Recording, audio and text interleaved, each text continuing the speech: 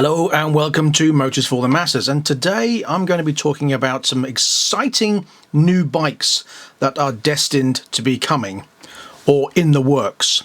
So without any further ado, let's roll the intro and get cracking.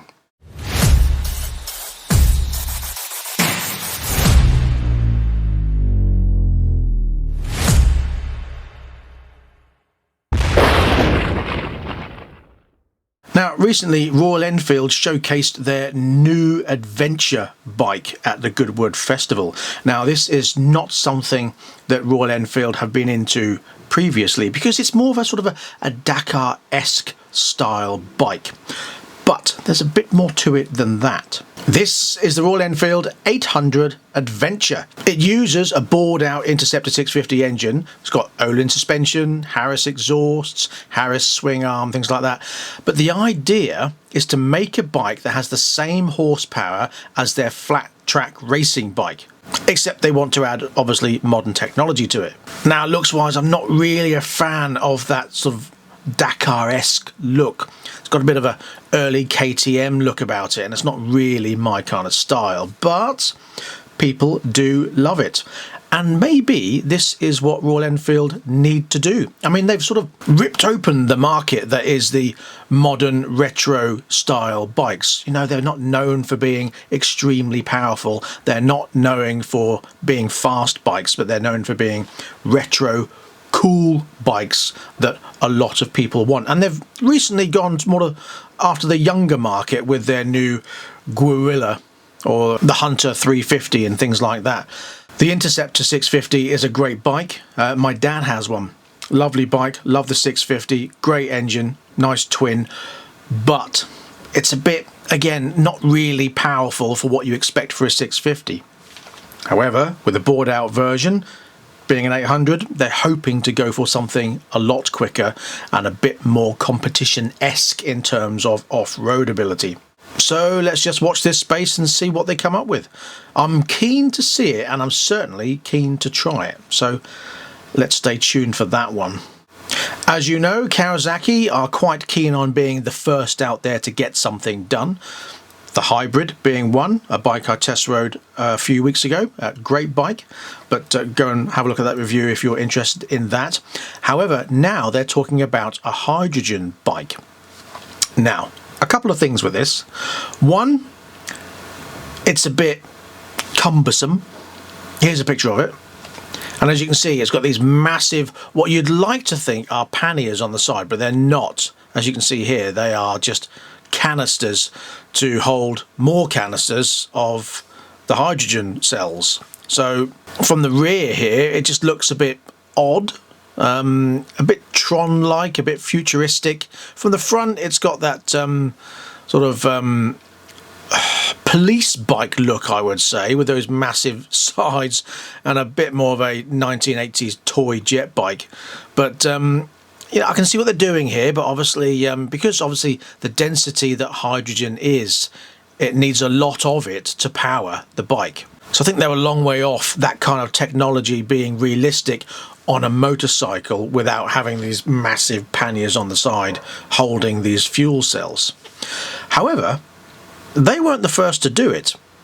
Now, back in 2009, James May was riding a hydrogen cell bike. It's from a British company and it's called the ENVI, or the ENV. Now, ENV stands for Emissions Neutral Vehicle. It's a hydrogen fuel cell powered bike developed by Intelligent Energy, which, as I said, is a British company. James May was talking about this in 2009, and you haven't really heard much about it since because the bike still really hasn't been released. Now, they did say it uses core cell technology, which contains hydrogen and battery components, and at the time they're saying that this can be removed from the vehicle, and as you can see here, it comes out in this pod.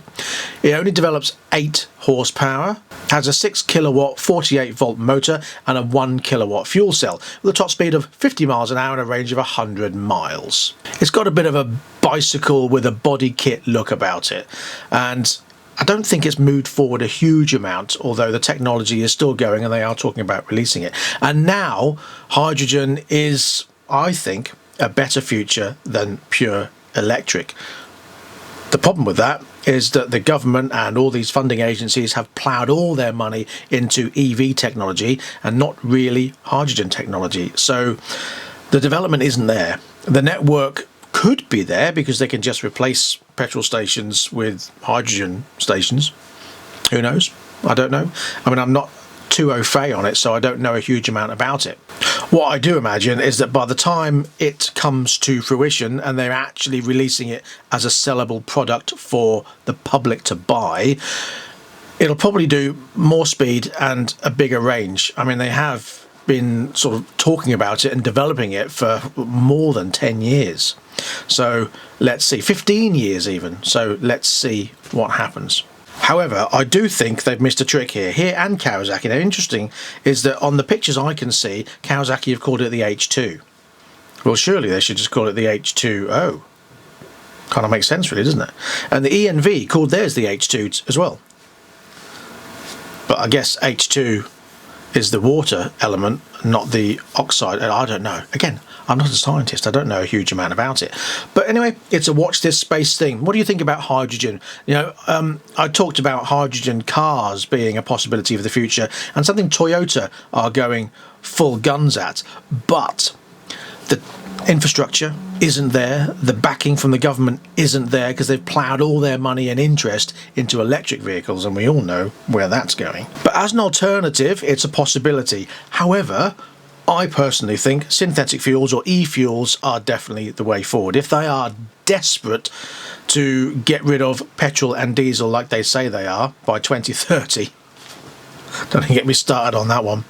I really think e-fuels or synthetic fuels are the way forward, and Suzuki is one of the brands that are going full guns on that as well. So I think there's a lot to come in the next few years. Stay tuned for that.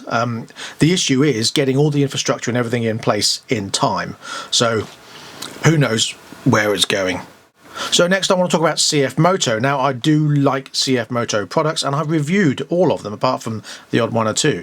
If you are interested in seeing those reviews, just pop onto my channel, look in the search for my channel and put in cfmoto and they'll all come up if you're interested in those. However, cfmoto did develop a 500 SR. It was only for the Chinese market, but it was a 4-cylinder 500cc bike. However, what they've now said is they're bringing out this. Now, this is the 675 SRR, and it uses a triple engine.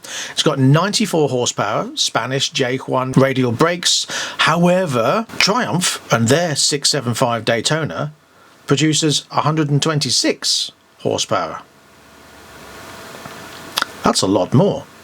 Now, the reason why cfmoto have said they're only producing 94 horsepower is because that is the limit where it can then be limited or restricted to A2, 47 horsepower. However, again, that's something I don't think cfmoto should be worrying about because they've already got the 450 SR. Again, a bike I have reviewed and I absolutely loved, and that had 47 horsepower. So they've got the A2 category already in the bag.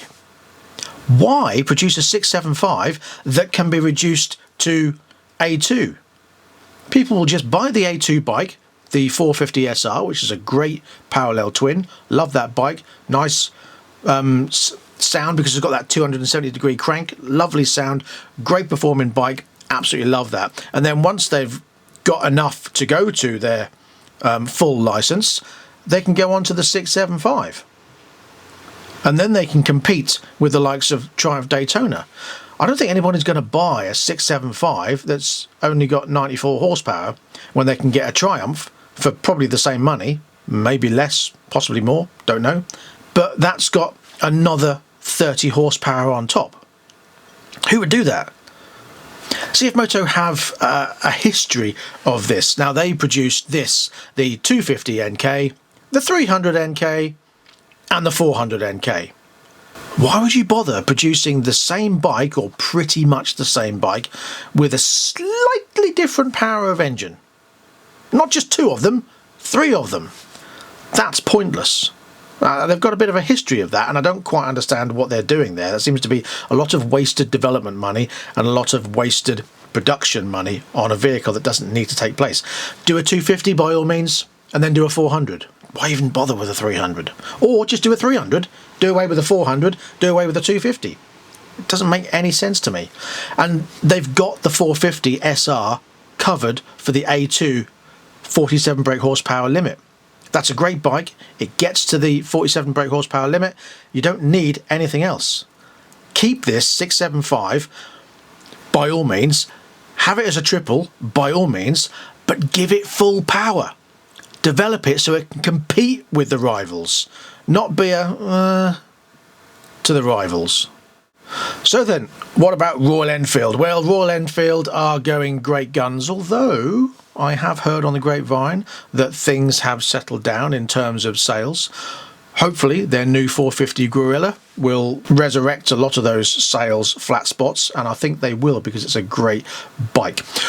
But they are bringing out again for 2025 their new range of 350 Classic. Now, the Classic is what Royal Enfield are all about, really, isn't it? That classic look. Yes, they're going modern and they're going younger to try and bring in a whole range of riders. But this Classic has been sort of a steadfast tradition of Royal Enfield sales throughout, I think.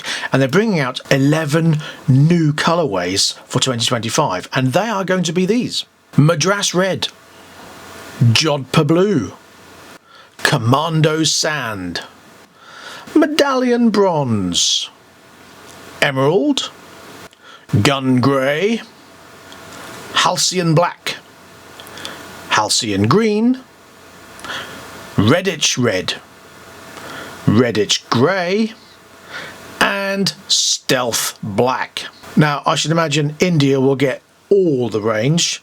I don't know if that's going to be a full range available for the UK, but we'll see. Watch this space on that. And that brings me neatly onto the last bike I want to talk about today, and that is something I feel Honda are trying to cash in on Royal Enfield's sales success. And that's with this, the Honda GB350C. Now, Honda have already brought out in the Asian market the GB350 and the GB350S. However, this LC looks suspiciously like the Royal Enfield Classic. Interesting, isn't it? I mean, yes, I mean, even the engine looks so suspiciously familiar. And I think they've thought, Royal Enfield have really hit the nail on the head with this one. We want a bit of that. Now, I think it's a bit selfish because Honda have always been top of the tree. When you look at the sales figures and you look at the dealer product news and stuff like that, Honda are always up there at the top of the tree in terms of sales. So I don't think they've ever had an issue as far as sales are concerned.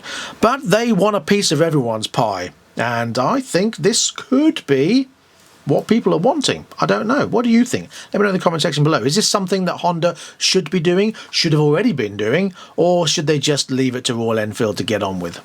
And that's all I've got for this news. So thank you very much for watching me. I'll be back next time with lots of other stuff. I've got more reviews coming, more news, and some other stuff. Also, some more showroom visits as well. So stay tuned for those. Please don't forget to like, subscribe, and share this video. Click the notification bell for more video uploads in the future. And if you have any comments, leave them in the comment section below. So until next time, please ride and drive carefully, but have fun. Bye-bye.